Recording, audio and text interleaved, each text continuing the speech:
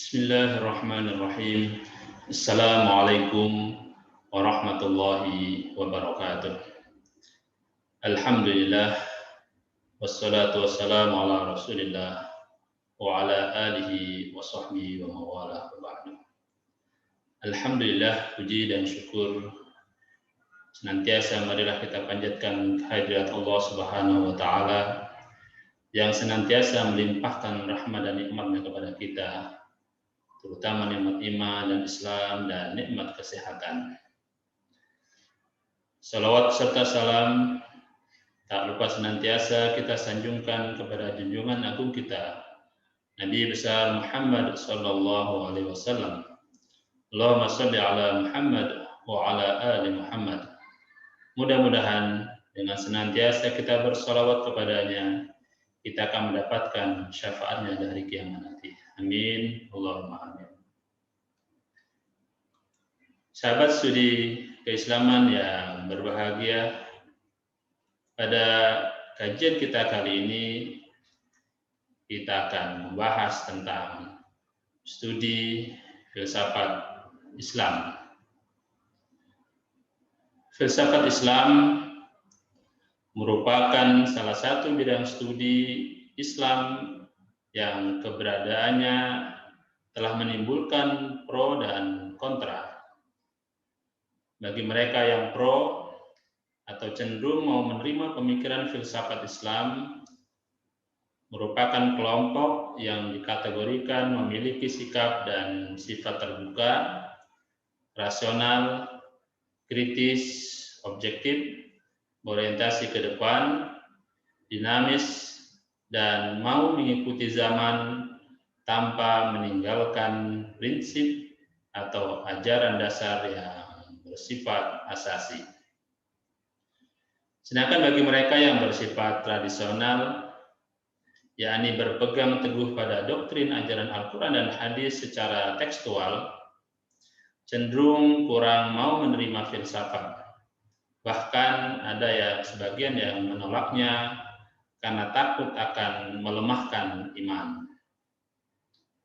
Maka menyikapi adanya pro dan kontra tersebut, dalam kajian ini untuk mengembangkan wawasan kita mengenai filsafat Islam, maka pada kajian kita kali ini akan membahas secara global tentang studi filsafat Islam, terutama nanti terkait dengan apa urgensinya untuk memahami ajaran Islam.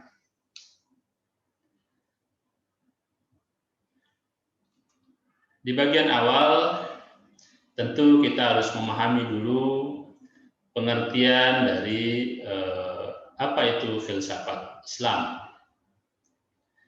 Secara etimologi, kata filsafat berasal dari bahasa Yunani filosofia, yang dimana kata filosofia merupakan gabungan dari dua kata, yakni philo yang berarti cinta dan sophos yang berarti kebenaran atau kebijaksanaan. Sehingga filosofia diartikan mencintai kebijaksanaan atau kebenaran, atau dalam bahasa Inggrisnya love of wisdom. Kata filosofia dari Yunani tersebut diserap ke dalam bahasa Arab menjadi kata falsafah. Kemudian dalam sehari-hari kita sebut sebagai filsafat. Penyerapan kata tersebut terjadi dengan adanya penerjemahan karya-karya teks Yunani ke dalam bahasa Arab yang dilakukan pada abad kedua hingga abad ketiga Hijriah. Dalam hal ini falsafah dimaknai sebagai pengetahuan tentang segala yang ada dan tentang ilahiyah dan insaniyah. Demikian pengertian filsafat secara etimologi atau bahasa. Sementara secara terminologi atau istilah, Dalam hal ini banyak para ahli yang telah mendefinisikan apa itu filsafat. Namun dalam kesempatan ini di sini kita hanya akan menyebutkan definisi yang dari sekian banyak definisi yang dikemukakan para ahli, ada definisi yang agaknya dapat diterima secara umum tentang definisi filsafat itu, yaitu bahwa filsafat adalah pemikiran rasional, kritis, sistematis, dan radikal tentang suatu objek. Dalam hal ini objek pemikiran filsafat adalah segala yang ada, baik mulai dari keberadaan Tuhan, kemudian manusia, dan tentunya alam semesta. Jika yang menjadi objek pemikiran adalah perihal Tuhan, maka lahirlah filsafat ketuhanan. Jika yang menjadi objek adalah perihal agama, maka lahirlah filsafat agama.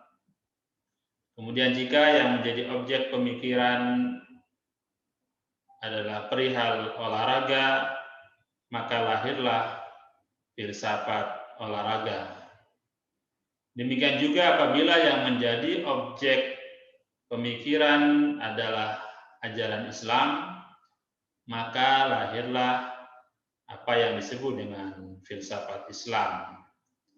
Oleh karena itu, dengan demikian, filsafat Islam bisa didefinisikan dengan satu pemikiran rasional, kritis, sistematis, dan radikal tentang aspek-aspek ajaran Islam.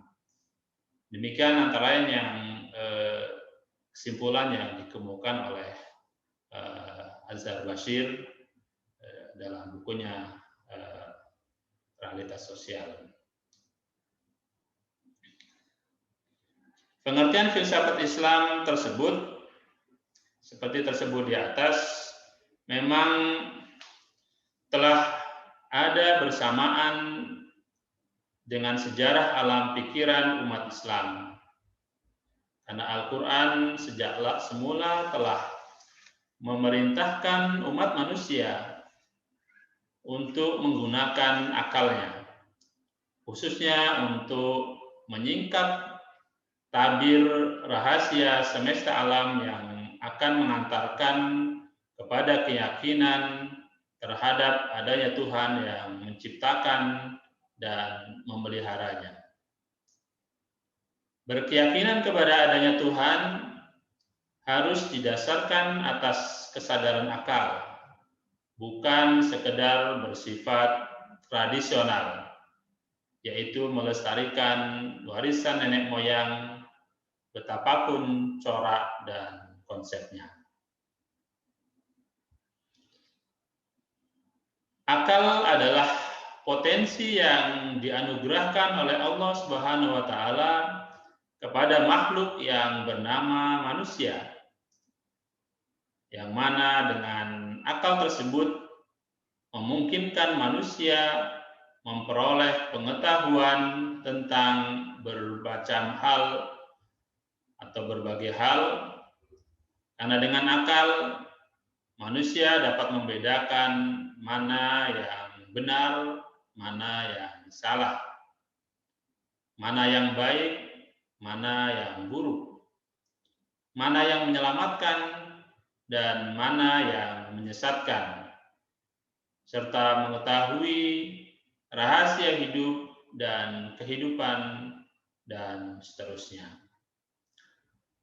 Oleh karenanya, pada tempatnya jika Islam memberi tempat yang amat tinggi kepada akal, agar dapat digunakan untuk memahami ajaran Islam dengan sebaik-baiknya dan seluas-luasnya. Dalam hal ini sangat banyak ayat Al-Quran yang memerintahkan manusia agar menggunakan akalnya untuk berpikir, memikirkan alam semesta, memikirkan diri sendiri, memikirkan peranata sosial, dan sebagainya. Tentunya dengan tujuan agar dalam menjalani hidup di dunia dapat ditempuh jalan yang setepat-tepatnya sesuai kedudukan manusia sebagai makhluk ciptaan Allah yang akan kembali menghadapnya. Dan tentunya akan memetik hasil tanaman amal perbuatannya sendiri di dunia semasa dipercaya sebagai khalifatullah fil ard atau khalifah Allah di permukaan bumi. Sahabat kajian keislaman yang berbahagia, kata akal dalam berbagai macam bentuk dan dimensinya disebutkan dalam Al-Quran sebanyak 47 kali. Sementara kata fikir dalam berbagai macam bentuk katanya terdapat di dalam 18 tempat. Sementara itu kata nazar yang berarti nalar terdapat kurang lebih atau tidak kurang dari 67 buah ayat. Dalam kaitan ini seruan kepada ulul albab untuk berpikir tersebar di berbagai banyak ayat Al-Quran.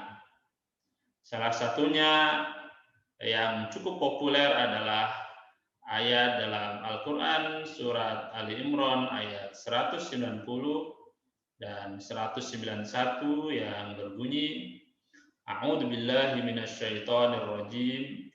Bismillahirrahmanirrahim. Inna fi khalqis samawati wal ardi wa ikhtilafil laili wan nahari laayatil liulil albab.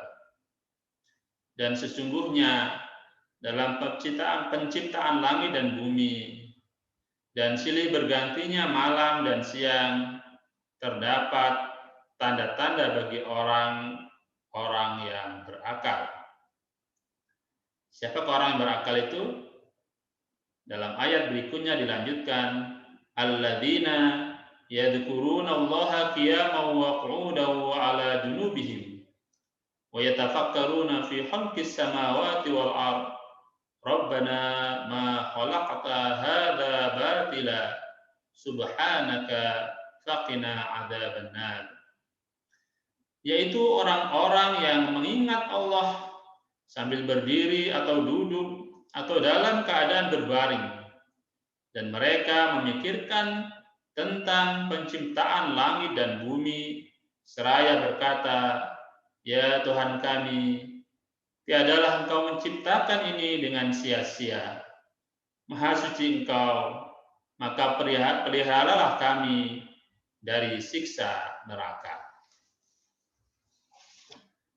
Akal yang diberi tempat demikian tinggi di dalam Islam itu mendorong kaum muslimin untuk memahami ajaran-ajaran Islam dengan menggunakan penalaran rasional.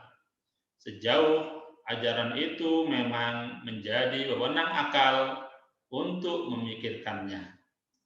Oleh karena itu, pada hakikatnya umat Islam telah berfilsafat sejak mereka menggunakan penalaran rasional atau an-nazar al-aqli dalam memahami ajaran Islam. Demikian dikatakan oleh Mustafa Abdul Razik.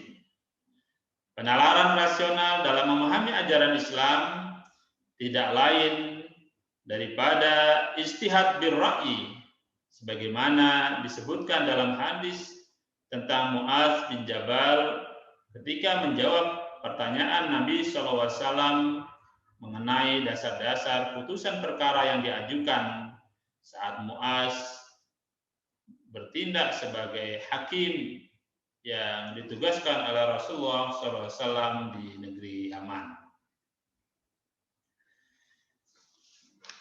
Sahabat studi keislaman yang dirahmati Allah Subhanahu wa taala. Selanjutnya kita akan menjelaskan sedikit tentang sejarah perjalanan filsafat dari masa ke masa, khususnya di dunia Islam.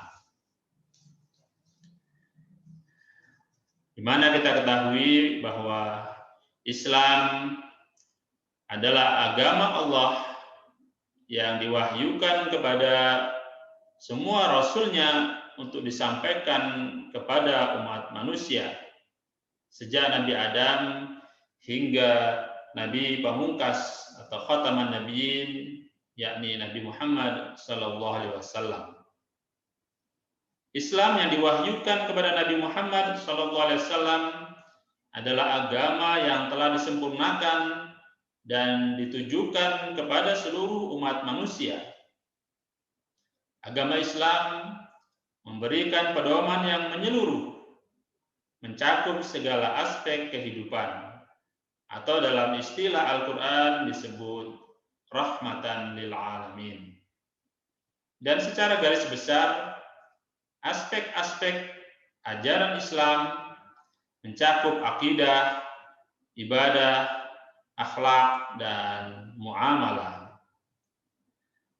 Aspek-aspek akidah dan akhlak diajarkan dalam bentuk absolut yang tidak mungkin bisa menerima perubahan sepanjang zaman.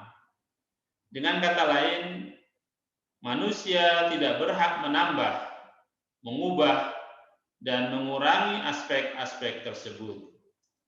Sedangkan bidang muamalah pada umumnya diajarkan dalam bentuk global atau garis besar, yakni hanya berupa kaidah-kaidah umum yang penerapannya dalam kehidupan masyarakat dapat memenuhi tuntunan perkembangan zaman.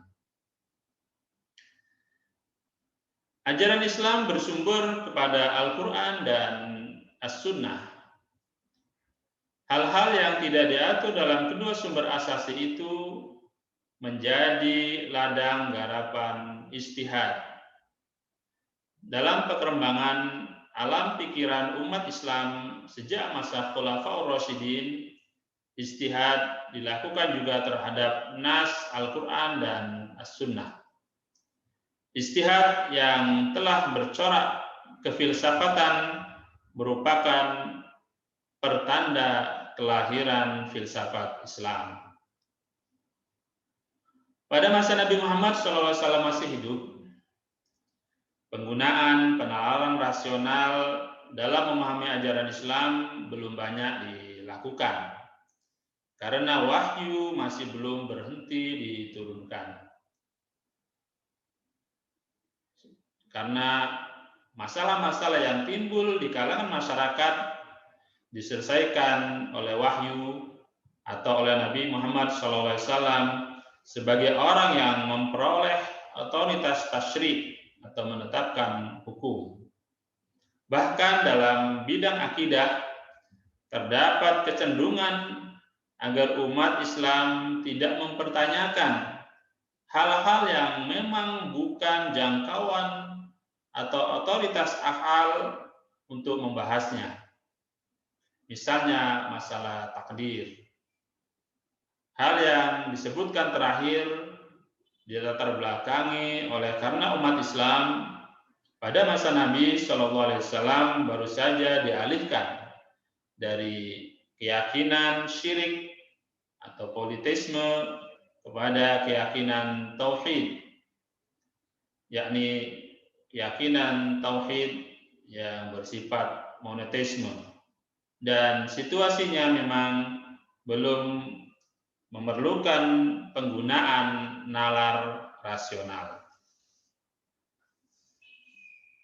Sepeninggal Nabi Muhammad SAW, segera timbul masalah sosial politik yang mendesak yaitu masalah imamah atau masalah kepemimpinan umat Islam. Siapa yang akan menggantikan Nabi dalam kedudukannya sebagai kepala negara dan bukan sebagai Nabi tentunya. Mengenai kedudukan beliau sebagai Nabi memang sudah tidak bisa digantikan oleh siapapun. Karena hal ini telah dinyatakan sendiri oleh Allah dengan amat tegas bahwa Nabi Muhammad merupakan Nabi pamungkas yang tidak mungkin ada Nabi lagi setelahnya. Demikian dijelaskan dalam Al-Quran surat 33 ayat 40. Nah, mengenai siapa yang akan menggantikan beliau dalam kedudukannya sebagai pemimpin umat atau negara, tidak ada pesan khusus dari beliau. Oleh karenanya, muncullah pemikiran-pemikiran terhadap hal-hal yang tidak ada nasnya itu, yang dalam hal ini sekaligus dapat dipandang sebagai tunas pertama pemikiran kefilsafatan.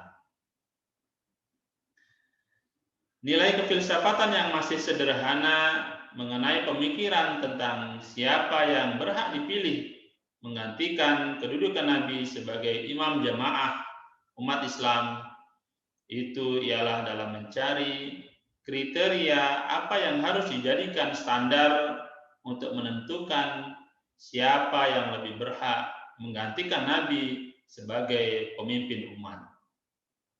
Apakah jasa golongan sahabat Ansor yang telah menerima kedatangan Islam, melindungi keselamatannya dan mengembangkannya, atau loyalitas golongan sahabat Muhajirin yang begitu setia dan ikhlas mengikuti Nabi berhijrah ke Madinah, meninggalkan keluarga dan kekayaannya di Mekah untuk menyelamatkan agama Islam dari gangguan dan rintangan kaum kafir yang terus-menerus di Makkah. Selanjutnya masalah khilafah atau apapun istilahnya yang jelas harus tetap mengacu kepada kepemimpinan umat Islam kala itu.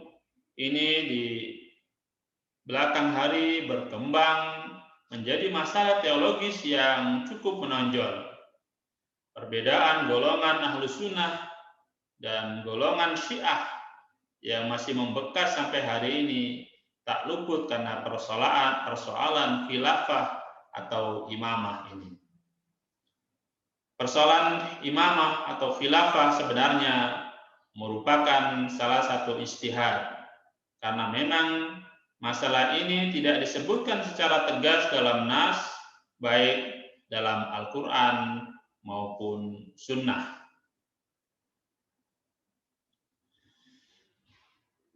Sahabat studi keislaman yang budiman, selanjutnya pada masa pemerintahan Khalifah Umar bin Khattab yang menggantikan Khalifah Abu Bakar, sesuai dengan tuntunan perkembangan masyarakat, penalaran rasional banyak diperlukan, khususnya di bidang hukum kemasyarakatan.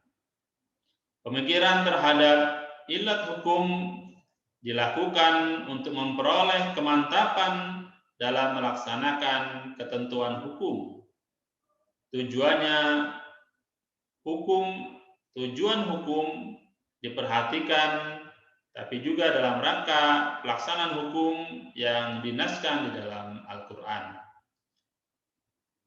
Ijtihad Khalifah Umar dalam bidang hukum ini benar-benar telah mencerminkan corak kefilsafatan.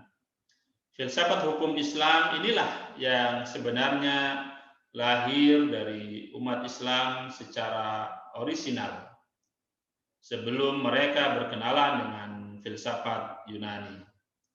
Oleh karenanya dapat disebutkan bahwa filsafat hukum Islam adalah anak sulung filsafat Islam, dan Khalifah Umar adalah bapak filsafat hukum Islam. Demikian yang terjadi pada masa Khulafaur Rasyidin. Selanjutnya pada masa Bani Umayyah atau pemerintahan Bani Umayyah, atas pengaruh berbagai macam faktor, muncul aliran Murji'ah, Qadariyah, dan Jabariyah, di samping tentunya aliran Khawarij dan Syiah yang telah lahir terlebih dahulu.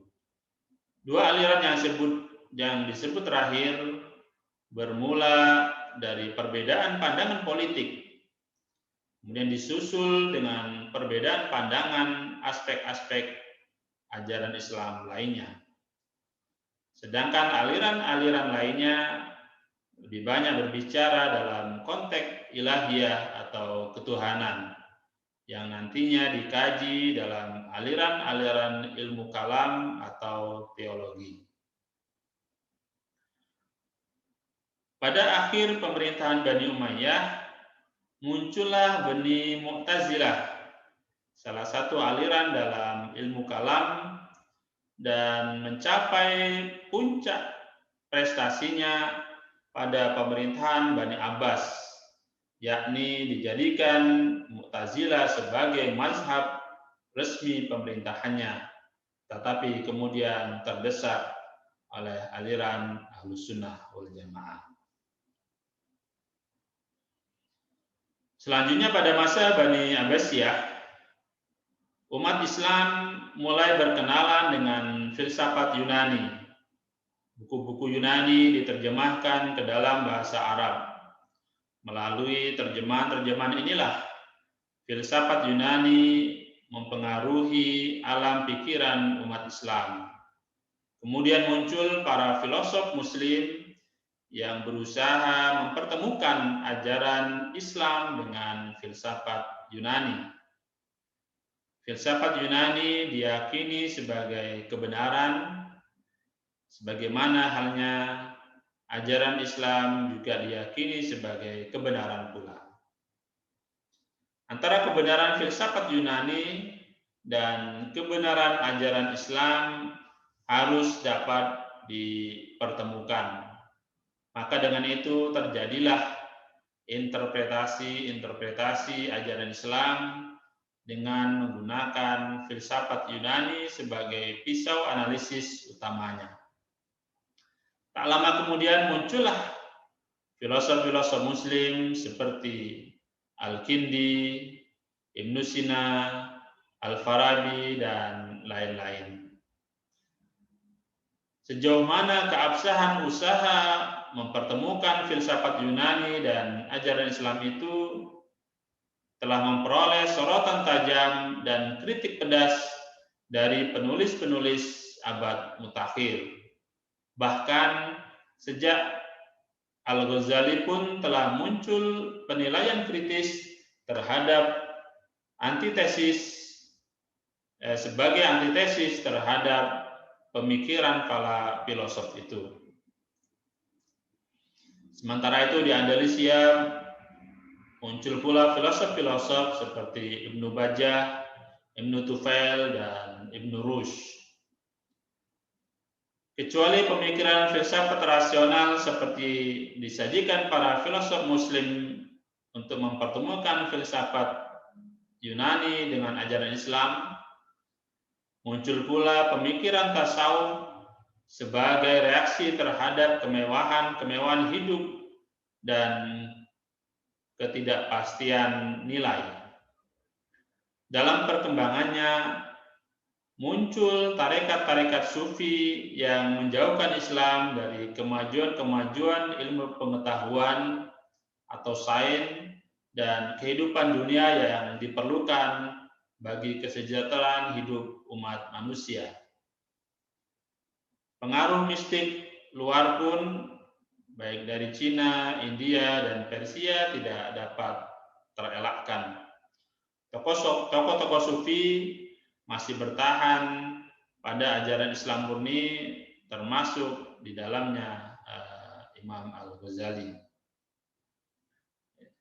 Artinya dengan demikian, samping sufi-sufi yang terpengaruh dengan pemikiran-pemikiran dari luar, masih ada tokoh sufi yang juga masih konsisten bertahan pada ajaran Islam yang murni seperti dicontohkan atau ditunjukkan oleh Imam Al-Ghazali. Kemudian setelah jatuhnya Baghdad ke tangan Hulagu dari Tartar, mengakibatkan umat Islam mengalami kemunduran. Gerakan tarekat berkembang, mungkin sebagai kompensasi dan pelipur lara. Pada saat keadaan demikian, muncullah gerakan purifikasi atau pemurnian yang mengajak umat Islam kembali kepada Al-Quran dan hadis. Filsafat dan tasawuf ditentang karena dirasakan telah mengantarkan umat Islam menjauhi ajaran Islam yang benar. Tokoh utama gerakan ini adalah Syekh Al-Islam Ibnu Taimiyah, yang kemudian dilanjutkan oleh Muhammad bin Abdul Wahab. Pada sisi lain, di Afrika Utara muncul juga seorang pemikir besar yang bernama Ibnu Khaldun, yang kemudian terkenal sebagai bapak sosiologi dunia. Perhatian dunia barat terhadap pemikiran Ibnu Khaldun sangat besar. Kitabnya yang amat monumental adalah Muqaddimah, atau sering disebut dengan Muqaddimah Ibnu Khaldun, yang telah diterjemahkan ke dalam berbagai bahasa. Kecuali sebagai bapak sosiologi, Ibnu Khaldun juga dikenal sebagai bapak filsafat sejarah yang sangat mengagumkan. Sejaman dengan Ibnu Khaldun, di Granada muncul seorang filosof hukum Islam yang bernama Asy-Syatibi, yang mewariskan karya yang sangat bermanfaat pada umat Islam, yaitu Al-Muwafaqat.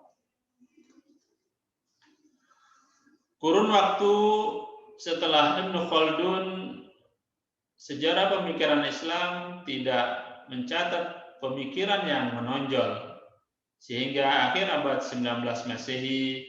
pada akhir abad 19 Masehi muncul kembali gerakan pembaharuan pemikiran Islam di banyak negara wilayah dunia Islam, baik di Mesir, Syria atau Sam, India, yang sangat besar pengaruhnya terhadap pembaharuan alam pemikiran Islam di Indonesia. Nama-nama Jamaluddin Al-Afghani, Muhammad Abduh, Muhammad Rashid Ridho, Muhammad Iqbal, Abdurrahman Al-Kawakibi, dan lain-lain dapat dipandang sebagai tokoh dan pionir yang tercatat dalam cetak biru sejarah filsafat Islam. Di dunia Islam masa kini terdapat kecenderungan-kecenderungan baru yang memberikan penilaian terhadap hasil-hasil pemikiran para filosof masa silam dan menampilkan corak baru dalam dinamika pemikiran Islam. Misalnya, Sayyid Qutb menampilkan pemikiran tentang keadilan sosial Islam. Muhammad Al-Bahi menampilkan kritik terhadap pemikiran mutakallimun dan falasifah dalam aspek ketuhanan. Demikian sejarah filsafat Islam dari masa ke masa dalam dunia Islam. Selanjutnya terkait dengan unsur-unsur filsafat Islam. Jika pada bagian awal telah kita sepakati bahwa pengertian filsafat Islam adalah pemikiran rasional, kritis, sistematis, dan radikal tentang ajaran-ajaran Islam, maka unsur-unsur filsafat Islam mencakup seluruh bidang ajaran Islam. Dengan demikian, terdapat filsafat akidah atau filsafat tauhid, filsafat ibadah Islam, filsafat akhlak atau etika Islam, filsafat politik Islam, filsafat hukum Islam, filsafat ilmu pengetahuan Islam, dan lain sebagainya. Pengembangan filsafat Islam mencakup seluruh bidang ajaran Islam itu dengan atau tengah diupayakan oleh beberapa kalangan peminat kajian filsafat Islam. Artinya dalam hal ini unsur-unsur filsafat Islam merupakan unsur-unsur atau keseluruhan unsur yang terdapat dalam ajaran Islam. Artinya memahami berbagai aspek-aspek ajaran Islam dengan pemikiran yang rasional, kritis, sistematis, dan radikal, maka bisa masuk dalam kategori filsafat Islam. Selanjutnya sedikit kita bicara tentang hubungan ilmu kalam dengan filsafat. Sebagaimana kita kemukakan di awal bahwa dalam sejarah pemikiran Islam muncul kelompok aliran-aliran di bidang teologi yang salah satunya adalah aliran Mu'tazilah yang kental dengan pemikiran-pemikiran rasionalnya, sehingga ada kemiripan dengan filsafat atau filsafat Islam itu sendiri. Dalam hal ini ilmu kalam dan filsafat mempunyai kemiripan objek kajian. Objek kajian ilmu kalam adalah ketuhanan dan segala sesuatu yang berkaitan dengannya. Sementara objek kajian filsafat adalah masalah ketuhanan di samping masalah alam, manusia, dan segala sesuatu yang ada. Dengan demikian, dari sisi objek kajian yang dikaji oleh ulama kalam atau mutakallimun ada kesamaan dengan salah satu objek kajian yang dilakukan oleh para filosof. Maka dilihat dari objeknya, kedua ilmu ini membahas masalah yang berkaitan dengan ketuhanan. Baik ilmu kalam maupun filsafat berusaha atau berurusan dengan hal yang sama, yaitu kebenaran. Ilmu kalam dengan metodenya sendiri berusaha mencari kebenaran tentang Tuhan dan yang berkaitan dengannya. Sementara filsafat dengan wataknya sendiri pula berusaha menghampiri kebenaran baik tentang alam maupun manusia yang belum atau tidak dapat dijangkau oleh ilmu pengetahuan karena berada di luar atau di atas jangkauannya, atau juga membahas atau mengkaji tentang Tuhan. Dalam hal ini perbedaan di antara kedua ilmu tersebut terletak pada aspek metodologinya, di mana ilmu kalam sebagai ilmu yang menggunakan logika di samping argumentasi nakliyah yang bersumber dari Al-Quran dan hadis, berfungsi untuk mempertahankan keyakinan ajaran agama yang sangat tampak nilai-nilai apologinya. Pada dasarnya ilmu ini menggunakan metode dialektika yang dikenal juga dengan istilah dialog keagamaan. Sebagai sebuah dialog keagamaan, ilmu kalam berisi keyakinan-keyakinan kebenaran agama yang dipertahankan melalui argumen-argumen rasional. Sebagian ilmuwan bahkan mengatakan bahwa ilmu ini berisi keyakinan-keyakinan kebenaran, praktek dan pelaksanaan ajaran agama, serta pengamalan keagamaan yang dijelaskan dengan pendekatan rasional. Sementara itu, filsafat adalah sebuah ilmu yang digunakan untuk memperoleh kebenaran rasional. Metode yang digunakannya pun adalah metode rasional.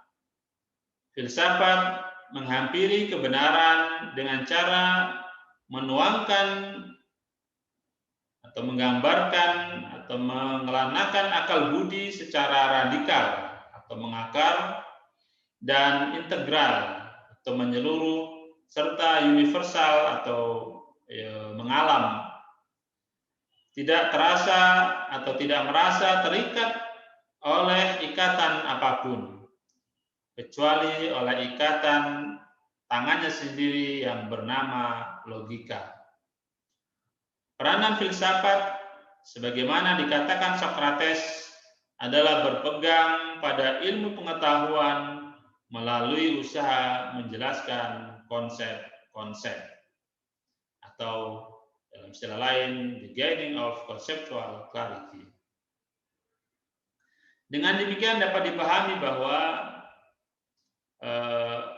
mutakallimun atau ahli ilmu kalam dan para filosof muslim mempertahankan atau memperkuat keyakinan mereka dengan menggunakan metode filsafat, tetapi mereka berbeda dalam landasan awal berpijak.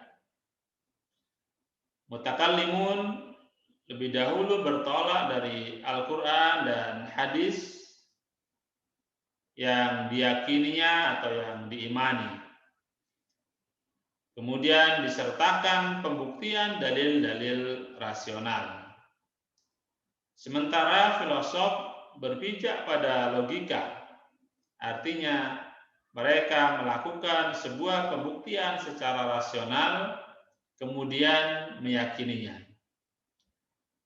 Meskipun demikian, tujuan yang ingin dicapai adalah satu, yaitu keesaan Allah dan kemahakuasaan Allah Subhanahu wa Ta'ala. Demikian hubungan antara ilmu kalam dan filsafat. Selanjutnya terkait dengan urgensi filsafat dalam memahami ajaran Islam.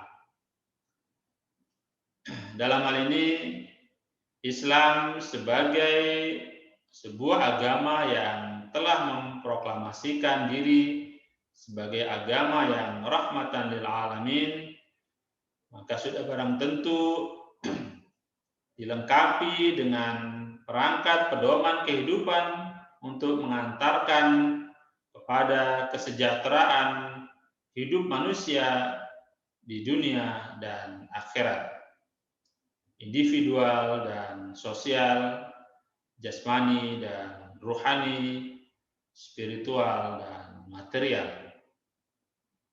Islam yang diwahyukan kepada Nabi Muhammad SAW sebagai agama rahmat mencerminkan kasih sayang Allah kepada hambanya,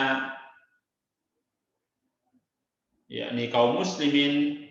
Maka kaum muslimin diwajibkan menyampaikan atau mendakwahkan Islam di zaman ini menghadapi berbagai macam tantangan sebagai akibat lalu lintas kultural antar bangsa di dunia yang makin tidak mengenal jarak, serta pertemuan-pertemuan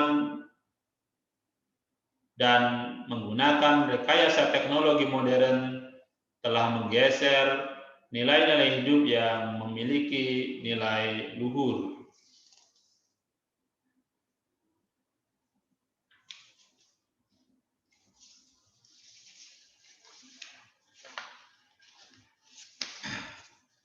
Selanjutnya, untuk menjawab tantangan yang beraneka ragam itu, kiranya filsafat dapat dijadikan sebagai salah satu jembatannya.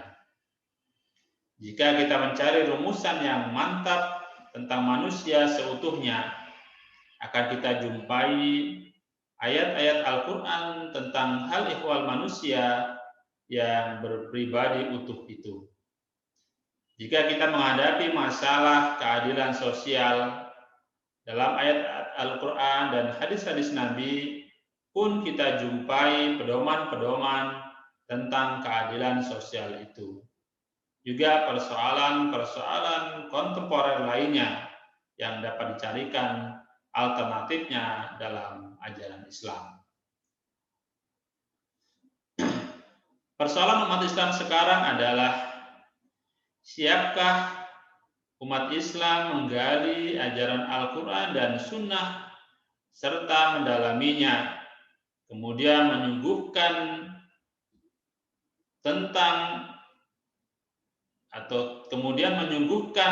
menyuguhkannya dengan cara yang dapat dipertanggungjawabkan secara filosofis. Ini merupakan sebuah tantangan umat Islam yang akhir-akhir ini semakin disibukkan oleh hal-hal yang telah membuat umat Islam mundur beribu-ribu langkah. Maka kita wajib bersyukur kepada para filosof muslim masa silam yang telah menghasilkan pemikiran-pemikiran cemerlang di masanya. Maka kita wajib menghargai dan menempatkan pada tempat semestinya hasil-hasil pemikiran mereka itu. Tapi kita juga tetap harus ingat bahwa filsafat bukanlah hal yang mutlak. Kita wajib mengkaji warisan pemikiran filosof terdahulu dengan kritis. Kita harus mampu memilah-milah mana yang islami dan mana yang tidak.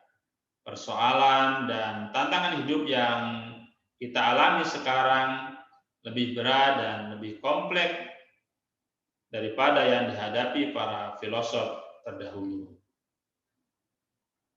Maka pikiran-pikiran baru harus dimunculkan. Al-Quran adalah sumber filsafat Islam yang universal dan tidak akan pernah kering sepanjang zaman. Fazlur Rahman, Ali Syariati, Ahmad Husaini, Hasan Hanafi, dan lain-lain adalah sederetan nama filosof masa kini yang telah berjasa mempertahankan benang merah pemikiran filosof yang cukup disegani. Allah memang tidak membebani hal-hal di luar kemampuan kita, tetapi Allah memerintahkan kita untuk bersungguh-sungguh dalam menegakkan panji-panji agama Allah Subhanahu wa Ta'ala. Demikian urgensi filsafat Islam dalam memahami ajaran Islam. Selanjutnya, sebagai penutup dapat kita simpulkan bahwa untuk memahami ajaran Islam maka diperlukan pemikiran rasional. Islam memberi tempat sangat tinggi kepada akal dan memerintahkan agar manusia menggunakan akalnya dalam menghadapi berbagai macam masalah hidup dan kehidupan. Filsafat merupakan pemikiran tingkat puncak yang ditempuh umat manusia dalam menghadapi masalah-masalah hidup dan kehidupan. Filsafat sangat gayut dengan usaha manusia memahami ajaran agama, khususnya agama Islam yang sangat menghargai kedudukan akal. Maka menyajikan ajaran Islam kepada masyarakat yang persoalan hidupnya makin kompleks seperti sekarang ini, filsafat sangat besar manfaatnya bagi para penyajinya, baik dalam dunia pendidikan formal, informal, maupun non-formal agar ajaran Islam mudah diterima secara mantap oleh siapapun. Menghadapi filsafat dengan tujuan untuk melicinkan sajian ajaran Islam kepada masyarakat akan termasuk dalam kaidah fikih yang mengatakan lil wasail hukmul maqasid, artinya sarana memiliki nilai hukum tujuan. Maka mengkaji pemikiran para filosof muslim masa silam harus dilakukan secara kritis, diambil yang benar-benar sejiwa dengan ajaran Islam dan ditinggalkan yang ternyata tidak sejalan dengan ajaran Islam. Untuk itu perlu diadakan kelompok yang memberikan perhatian dalam pengembangan filsafat Islam sesuai dengan tuntunan ruang dan waktu. Karena bagaimanapun kita sebagai umat Islam yang hidup di zaman yang oleh Alvin Toffler disebut sebagai era gelombang informasi, maka harus mampu mensiasati tarikan zaman agar kita tidak terlindas oleh zaman. Kita harus menjadi wasit, bukan menjadi penonton. Demikian, mudah-mudahan ada manfaatnya. Lebih dan kurangnya mohon maaf. Subhanakallahumma wa bihamdika astaghfiruka asyhadu an la ilaha illa anta astaghfiruka wa atubu ilaika. Wassalamualaikum warahmatullahi wabarakatuh.